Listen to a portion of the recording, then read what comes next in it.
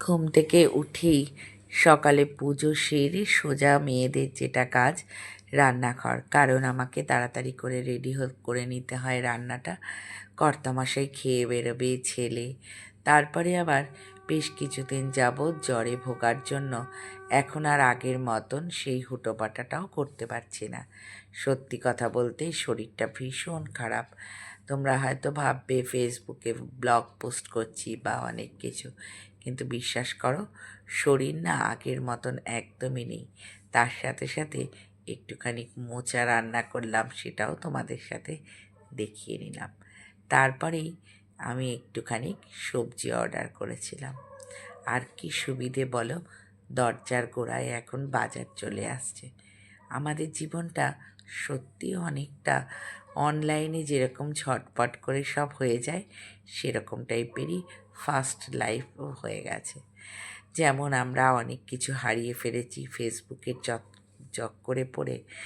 অনেক রিলেশনেই এখন আর ফোন করা হয় না, আসলে সময়ই হয় না। আর হলেই বলি আমি তো একটু ফেসবুকের কাজ থাকে। যাই হোক, এইসব কথা বাদ দিলাম। তারপর চলে এলাম একটু কেনাকাটি করতে।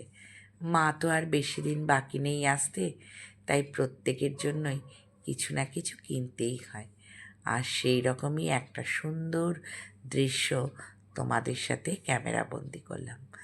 কি সুন্দর বৃষ্টি ভেজা একটা সকালের দৃশ্য। মা আর ছেলের কেনাকাটির পর্ব শেষ করে বেরিয়ে পড়লাম, কারণ বাড়ি এসে আবার দুপুরবেলা লাঞ্চ সারতে হবে।